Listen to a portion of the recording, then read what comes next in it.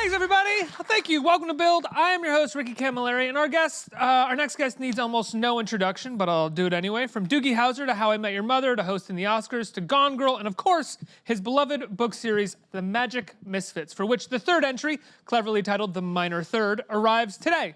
And he's here with us to chat about it. Please welcome Neil Patrick Harris. Hey, everybody! Hey, what's happening? Hello. It's very exciting.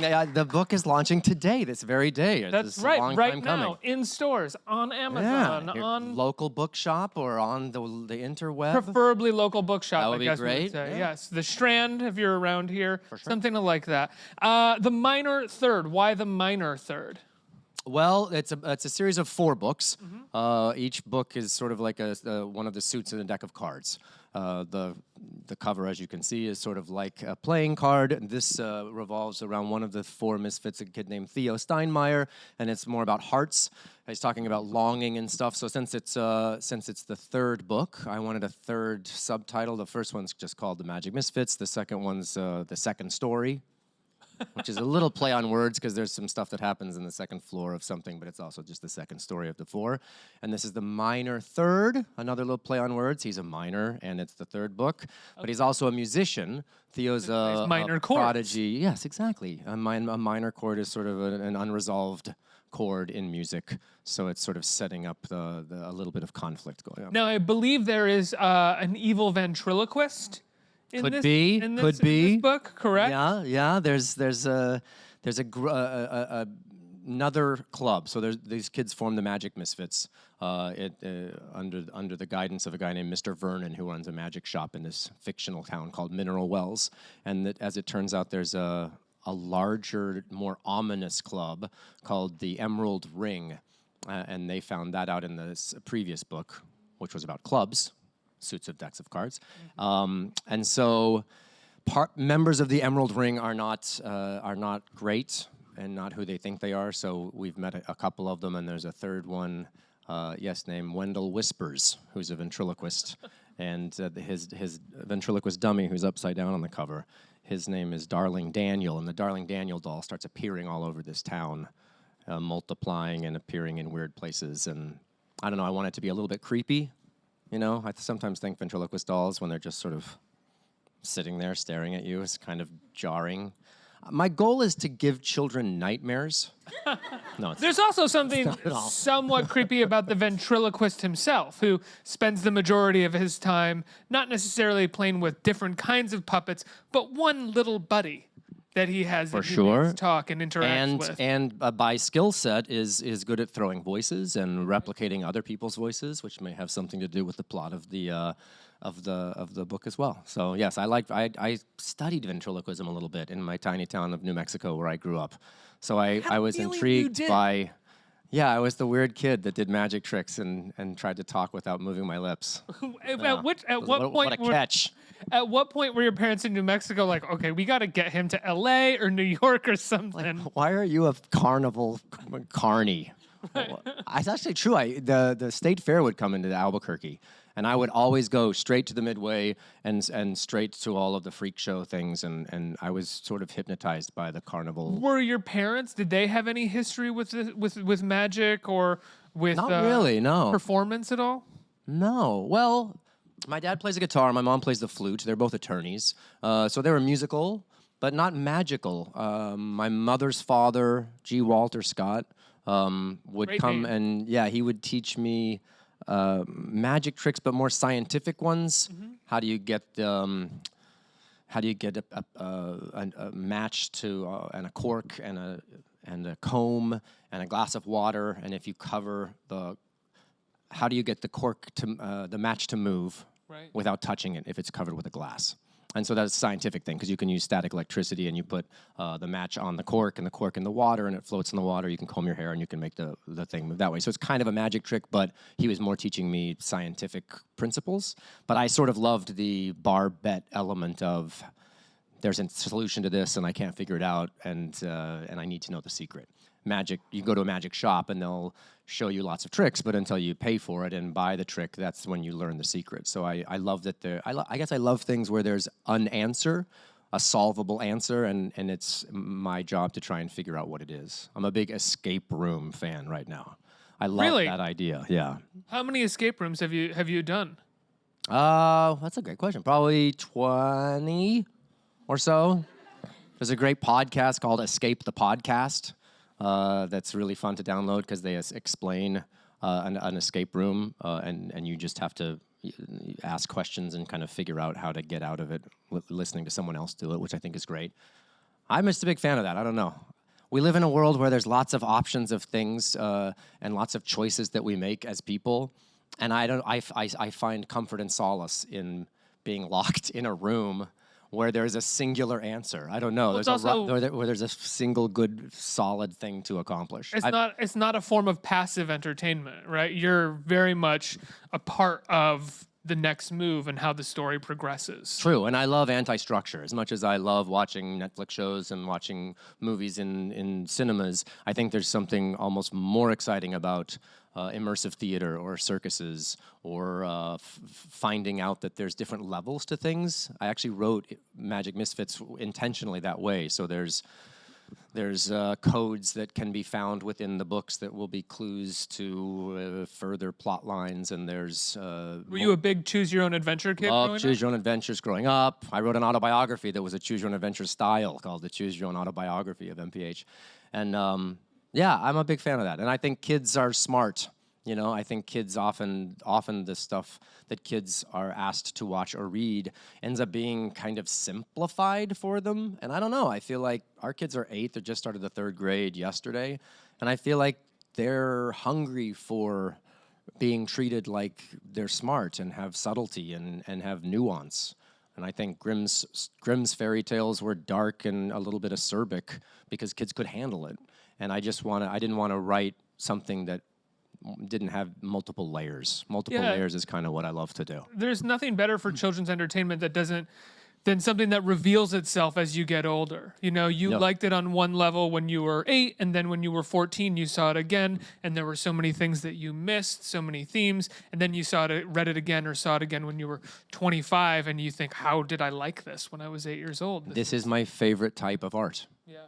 Even contemporary art that my husband and I collect on our walls. If you look at it from afar, it looks really cool. And then if you go up close, you realize, oh, wait, that's actually just cardboard. And there's, witches inside. But if you look at it from afar, it looks like something else. So, yeah, I like things where you have to take multiple looks. And I have a board game called Amazed. That's a super cool anti-structure kind of board game with lots of puzzles that you solve. But the board itself opens up in 16 different ways.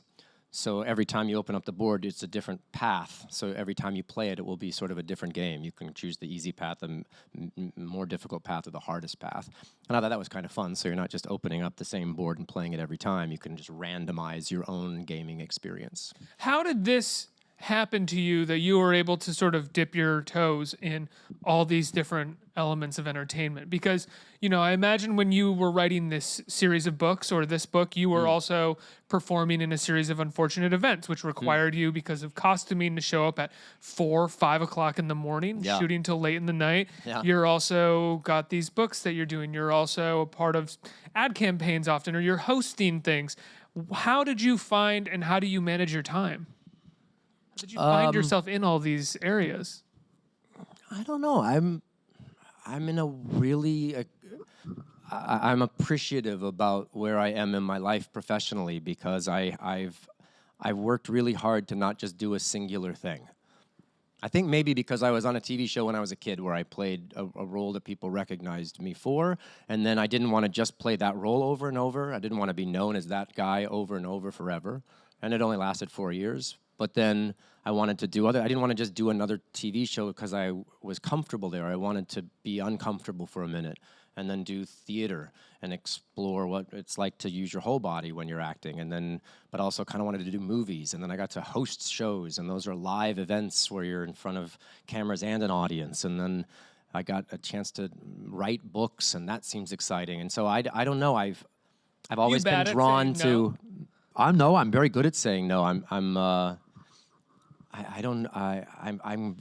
compartmentalized kind of guy. So sitting here and talking about this, I'm focused on this, and then I have to sort of be drawn to the next thing and go, oh, right, this thing, and then I will focus on that for a while. But I don't know. I like P.T. Barnum, and I like Kermit the Frog, and I'm good at explaining games at parties about the rules succinctly about how they work. I'm kind of the guy that I've gotten a great opportunity a few times in my life to let people know about things that I think are cool. And weirdly, magic and stuff like that doesn't get recognition. You know, circus acts, people doing exquisite things that no one could do with their body. No one sees that unless you're in the circus or you really, really know about it. So if I have a platform here where I'm able to say, magic is cool, check this out, or these Broadway plays are amazing, you should go see them, or any number of things. I have a weird variety arts frame of mind.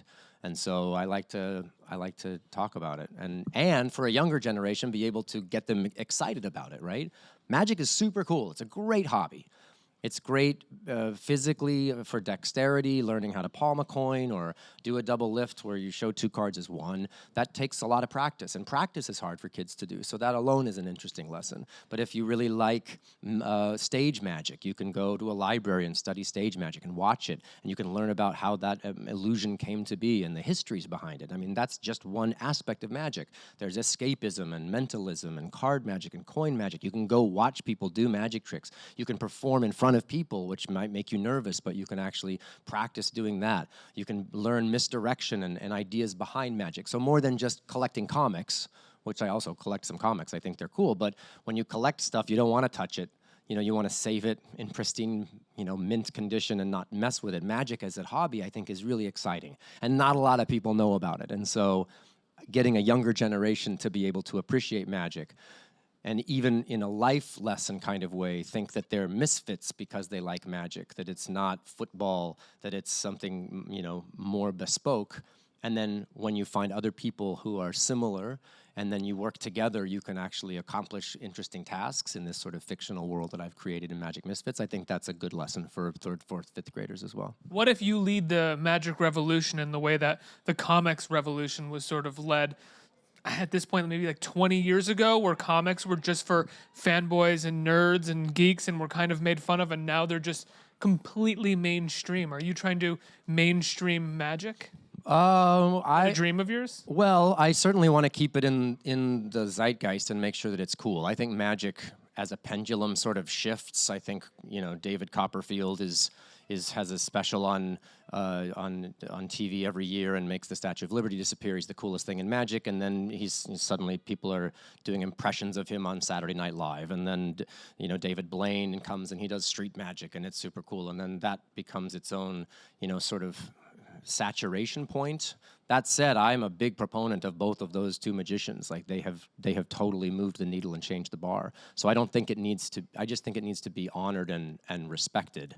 And I just think magic's cool. People like to see magic tricks, And I think there's a lot of great opportunities of ways to see magic shows right now. Darren Brown's got a big show on Broadway that's opening up soon. Derek Delgadio, I produced a show for him called In and of Itself, which ran down in Union Square.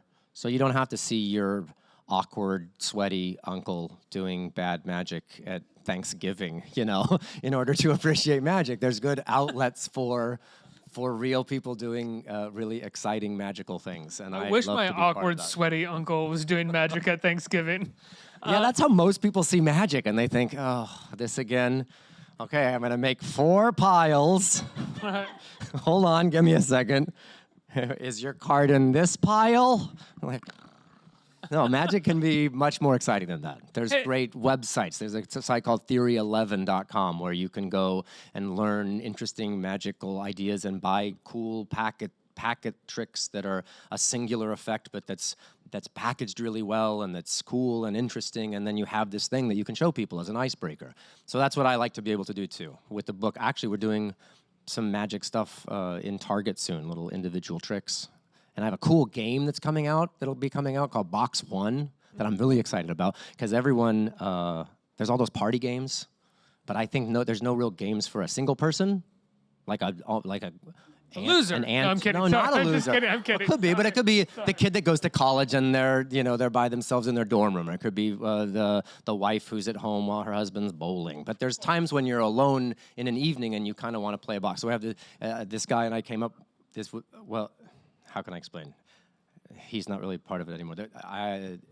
There's this game now. It's called Box One, and I think it'll kind of change the rules of party games.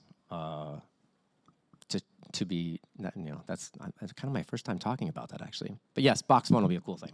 Do you get type A at all when it comes to explaining and playing games at parties? Do you get, like, if someone isn't paying attention or if they're talking amongst somebody else and not really listening and screwing up the game, are you the type of person that, come on, guys, get into it? No, I've played too many running charades where people get really aggro and mad if someone's not so good at acting things out. And no one wants to be playing party games and be feeling Yelled at? getting yelled at. That defeats the purpose entirely. Yeah, so I'm competitive because I love the game, but I'm not competitive because I must win.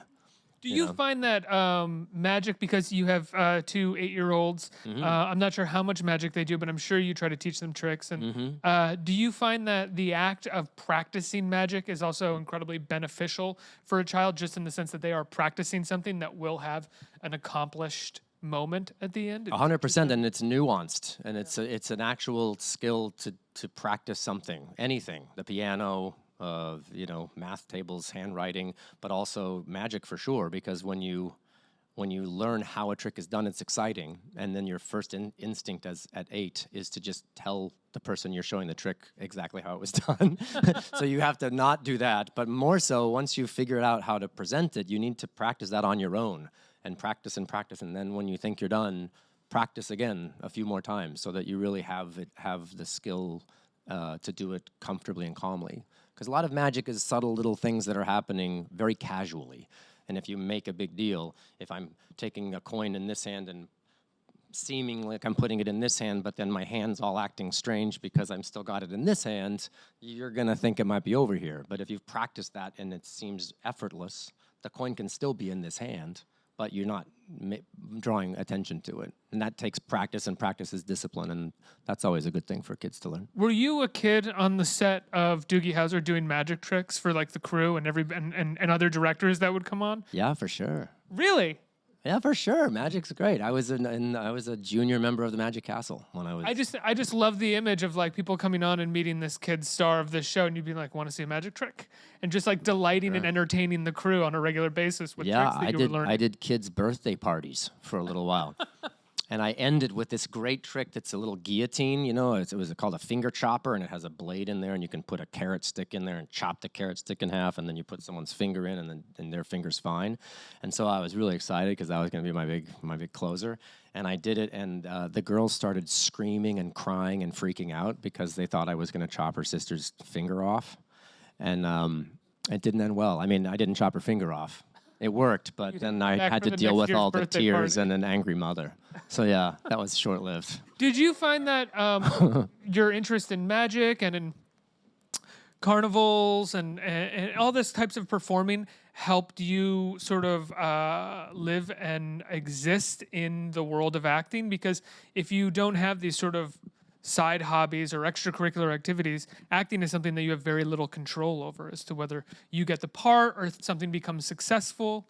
There's not much control you have over that. True. I guess in a way, when you're acting on a project, you're a bit like a gypsy crew of people. You're a bit like a carnival tribe that gets together and does this singular thing and then travels elsewhere.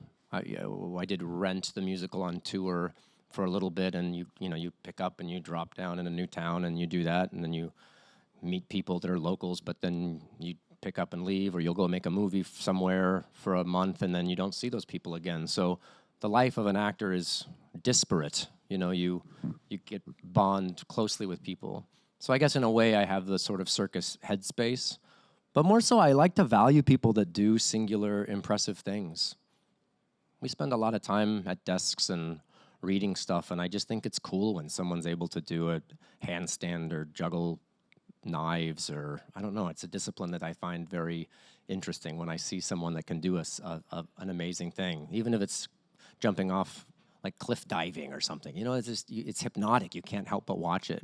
And so I like to put myself in positions where I get to watch other people do cool stuff. And you show your children this stuff all the time, and they love it? Yeah, I would rather them be acrobats than baseball players for sure. Oh yeah, of course. Because when there's a Baseball's zombie out. apocalypse and everyone's eating each other, I feel like the acrobats will survive.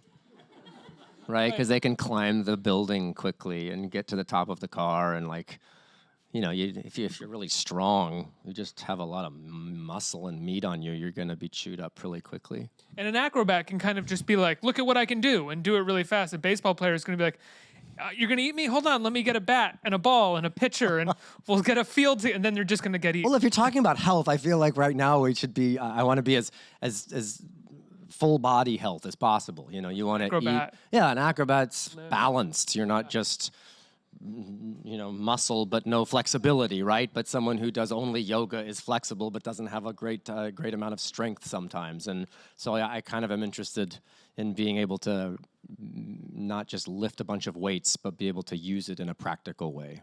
And I guess that's because I was just in Edinburgh and saw a bunch of circus people doing cool things, and it's crazy that they seem so healthy, and they'll be 57 years old and can stand on the other person's head on one hand. I don't know that that's something we should all aspire to do, but it just seems cool that it can happen, you know? Everyone talks about core strength and how essential that is to health. And like, if you can stand on your head or on one hand, that's mostly, I mean, yeah, that's upper body, but that's mostly core strength and balance. 2 of my bucket list things are to be able to juggle 5 things.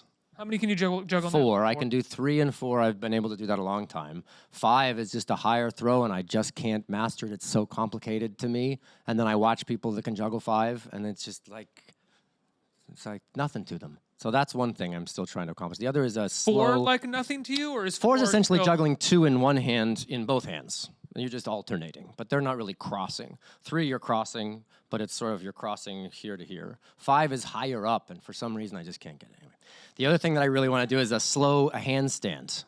Not a handstand at a beach where you can just sort of kick up into a handstand, but you know, when they stand up and they slowly just press, and then from the press, they just slowly lift their legs and stand up on their hands. It's amazing. And it looks so effortless when they do it. Have you tried it? Yeah, I've been in like a yoga class where it's like, let's try this. And it's like, okay, no, I can't do this, sorry. It's remarkably difficult and challenging, and so I feel like I must master that. So that's my new goal physically, is to do a handstand and sell books.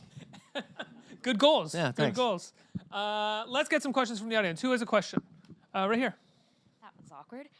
Hi. Hi. So your character, Dr. Horrible, is pretty much a satire icon. So if you could give him a pet sidekick, what would the pet be and what would you name it? Oh, what a fun idea. I don't know. It would probably be... I don't know. It would probably be like a hairless cat. That's exactly what I would And it would probably be named Joss. So I'm not disrespecting Joss Whedon, and I'm giving a shout out to him for actually coming up with all of the content. I would feel remiss to be the guy that was creating anything in the Dr. Horrible world. I just hope that when others do, other Whedons create more horrible content, that I'm still around to be a part of it. Thank you. Yeah, sure. Next question. Hey. Hey, Neil, thanks for being here. Sure. You and David are known for doing amazing Halloween costumes for you and the kids. So can you sort of recall which theme the kids enjoyed the most and maybe give us a hint of what you're planning for this year? Well, I just can't get enough of the Halloween. It fits into the same world that I'm talking about. It's sort of like, it's circus people, but instead it's all gore and blood and scares, and that's allowed. So I've always loved haunted houses, and I love any time when everyone can get dressed up. Are you a horror movie person too? Sure, yeah, I love horror movies. I love a safe scare. Yeah. I don't really like when I feel like I might actually get hurt, but I love putting myself in positions where I'm scared but know I won't get hurt. So I love a haunted house when they're going to jump out at you because I know that they can't really touch you. I don't like being mugged. Did you ever do one of the haunted houses? I don't know if they still have them every year in the city, or maybe they do. There's like a couple of them where they're you kind can't of be like touched. a haunted house, but you have to crawl around through water sometimes and you Yeah. get chased. I did one where they literally locked me in a coffin at the end of it and were just Nice. banging on it for like 5 minutes. And I loved it so. I mean, it just made me laugh. I thought it was great. I find it fun until it turns into sort of fraternity hazing, and the whole purpose is just to mess with you until you break. But if there's some kind of reason for it, I'm all about it. Narrative reason. Yeah, a narrative reason. Some you're trying to escape something. I'm all for that. Costumes, kids. It's a great reason to have kids, by the way, because you can dress them up when they're babies in little costumes and they can't say no, and then you can show like I'm a ventriloquist with I a did baby that with my puppet. Chihuahua. Oh, with your Chihuahua, better than kids. I would say their favorite Halloween costume. We did Star Wars one year, which was great because Gideon got to be Luke and Harper got to be Leia, and David looks like Han Solo to me anyway, so he was Han and I got to be Obi-Wan. That was cool. Last year they let me call it, and so I did Disney's Haunted Mansion, which is one of my favorite things in the world, and so that was time consuming because it involved, we did it at a graveyard and we had a fog machine and I had put beards on them and Harper had a bloody axe. I don't know. It seemed like we were crossing lines at a certain point. This year, we're not sure. I think it might be less gory, but we have to get their approvals now. That's a big conversation with them because they realize that if they say no, it's gonna, instill panic in us, and so they want to barter, and we have to sign contracts, and they'll change their minds. They'll be convinced that we're gonna do this, and then a week later say, yeah, I don't want to do that anymore, which is difficult when you're trying to source costumes and things like that. I don't know. I don't want it to be a thing where we're trying to out-costume our last costume and make it a bad thing. It always is intended to be a fun thing. So we'll see. We'll see. I think what we're doing is a picture of us in costume, and then for actual Halloween, they can wear whatever they want. So that's kind of where we're going. So they can get that, and we can have the picture. Maybe less scary this year. Maybe. Is it a strange thing when something like that has sort of blown up and become a part of how people know who Neil Patrick Harris is the costumes that he gets dressed up with his children and his husband? When like your children turn like 13 or 14 and they might be like, I'm just not doing that at all anymore. Do you worry about that moment? I mean, I think dressing up in costumes is cool. If people get excited about the fact that we do it as a family, and it maybe encourages them to dress up in costumes, go trick-or-treating, spend more time. I get a little eye rolly when we'll have a Halloween party and people will wait until the very last minute to pick a costume out. They'll come in sort of a white V-neck T-shirt and a baseball cap and say, "I'm a trucker." I'm like, come on. You get judgy. Come on. Yeah. If you're gonna be a trucker, like put some thought into it. Get a little judgy there, but no, I love Halloween. I don't know. So Do you punish that guest with avoidance? Like, I'm not talking to that person tonight. No, not at all. Not at all. One of my least favorite feelings is being made to feel bad at a social event. Oh yeah. So I wouldn't put myself in a roast kind of situation unless it was very specific. But I would never at a game night and want to embarrass anybody. Or when you're playing games, it's awkward enough when you're the one called to stand there and do charades and you're looking at things and you don't know who the person is and you're scared anyway. You don't need any people like ridiculing you. That's a terrible feeling. So I try to avoid that. Yeah, at least like the worst that should be is everyone going, okay, all right, next. Yeah, you want to be supportive so that they will want to continue playing games or continue going to costume parties in future years. Yeah. You want to live a life where you're pushing people forward and leaving as small a wake behind you as possible, right? That's a nice way to put it. If you're a dick to the Starbucks barista, then they're gonna have a bad day. There's no reason for that. And then every time they see you, they're gonna be cranky, and the wake behind you just keeps getting more and more. So you might as well be kind and courteous, because then it might, leave a softer wake and sort of pay it forward. One more question, right here. Hi. You're linked to so many iconic characters across stage and the film and books. I was wondering kind of what the key to making like a signature character is. Wow. What an interesting question. I don't know that I have an answer to that. I think a lot of it is sort of circumstance and fortuitous choice making. I mean, Dr. Horrible happened because there was a writer's strike and no one was doing anything else, and Joss couldn't work otherwise because he was a writer, so he decided to create his own content. And the revival of Hedwig, say, happened just because the timing was great. And How I Met Your Mother was a show that I thought had a really odd title and probably wouldn't be picked up past a pilot, you know, and then 9 years later it continues on. So And Gone Girl was like David Fincher thought of you, right? And reached out to you for that? David Fincher, yeah, he asked to have lunch with me and wanted me to be in this little interesting role. I don't know how sort of iconic that was, but I guess I've been very lucky in that I've had a few characters that have gone on to have a little bit of maybe a life of its own. I'm thinking more in the Dr. Horrible, Barney Stinson-y sort of land, but I don't know. I feel like we want to keep putting some quality and some thought into the choices that you make. That said, continuing to just have fun. A lot of what we do as actors is entertain. We live in a world right now, especially with so much news cycle that is so jarring, and we're at work and we're late, and there's just so much going on that it's fun to be entertained. Full stop, you know?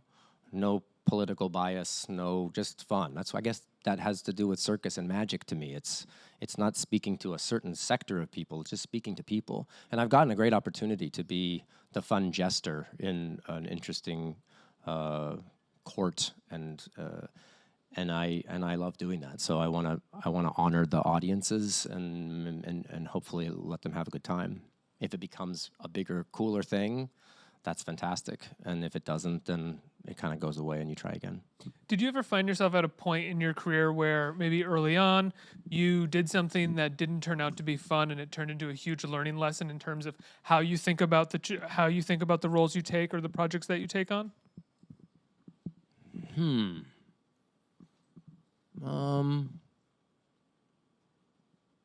don't know. I don't know that. Let me think. I mean, I guess there were jobs that you hoped would be bigger deals, and then they weren't. And then I think the lesson there is just not to get your expectations too high. There's an arbitrary level to a lot of the entertainment industry. Because when you make some movies and they're supposed to, Starship Troopers was supposed to be this big giant movie. They were going to make sequels. It was going to be this huge thing, and then it sort of came out and it wasn't as successful when it first came out as everyone had hoped, and there was a sense of disappointment. Yeah, I guess weirdly, in certain ways, I guess ahead of its time. Well, I think more big cult following. More is that the actor tends to stress about the jobs they didn't get. Yeah. And that's one that I think everyone kind of struggles through. And I actually got to process it a lot when I was Hedwig, because her whole Hedwig in this musical is following this other guy named Tommy Gnosis, who's a big successful rock star, and they had a relationship together. And I think Hedwig feels like if only we were together, everything would be different. If only I hadn't made those decisions and I screwed it up, then we'd be happy and I'd be famous and we'd be living here and I'd be this job. And so I think in the acting world, it's sometimes hard to not, because you're auditioning for a role, someone else gets the role, then they will go on to massive stardom. It's hard to not think, if only I had done that, then everything would be different. But living as Hedwig, you recognize that we are complete because we're incomplete, What makes us fun is because we're fragile. What makes everything exciting is when things are going wrong, That flop sweat feeling of I'm in a new town and I don't speak the language and I have no idea what I'm supposed to eat. I hate that feeling, but when I'm in that feeling, then I learn a new town. Mm-hmm. I learn interesting new foods. I talk to people I wouldn't have talked to, and I wind up having many better experiences than just going to the place that I only know and sticking with that. So I think that was a good lesson from when I was in my 20s and mad that I didn't get that movie and I didn't get that movie. Is that maybe that incompleteness made me complete in other ways and allowed me to do what I do right now.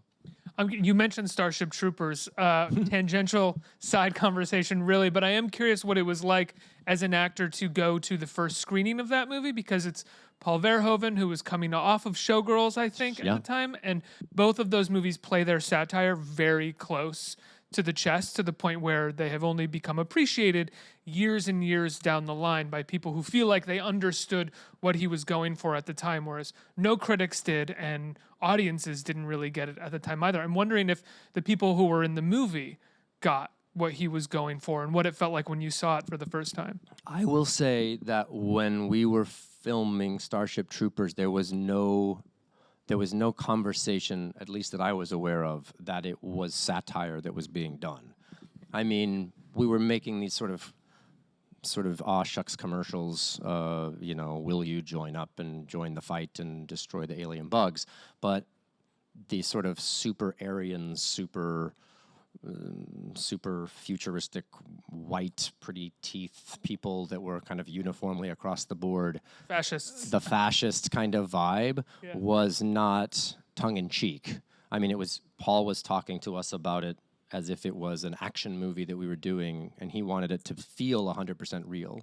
So I even said to him, because I was sort of his funny buddy that would come up and say lines, and I would ask him, Paul, is it funnier if I say it this way? Blah, blah, blah, blah. Or is it funnier if I say it this way? Blah, blah, blah, blah, blah, blah. And he said, I did not know this sense of humor for America is, you just say whatever you think is best for you. I don't know. Which I thought, for an actor asking a director that question, was an interesting response. But I actually agree with you in hindsight, because I think had anyone been playing this idea that it was a sort of darkly comedic take on things, I think they would have played it differently. Yeah. Right? So I don't think it would have been the same movie if there was an awareness by Casper and Denise and stuff that some of the lines that they were saying with great passion was steering on satire if you watch it in a different lens. Yeah. I love that movie. Yeah, great cool. movie. Anyway, the Magic Misfits comes out today. The Minor Third. The third book of third of four. Indeed. When can we expect the fourth? Oh, that's a good question. I'm writing it now, so probably within a year. Yeah, In a year? maybe And 7 months, 8 months, something like that. Amaze the Game, that is something that people can pick up Amazed you now? can get, Target exclusive. Yeah. Yeah. Box 1 is coming out. Box in the 1, I future. can't believe I just announced.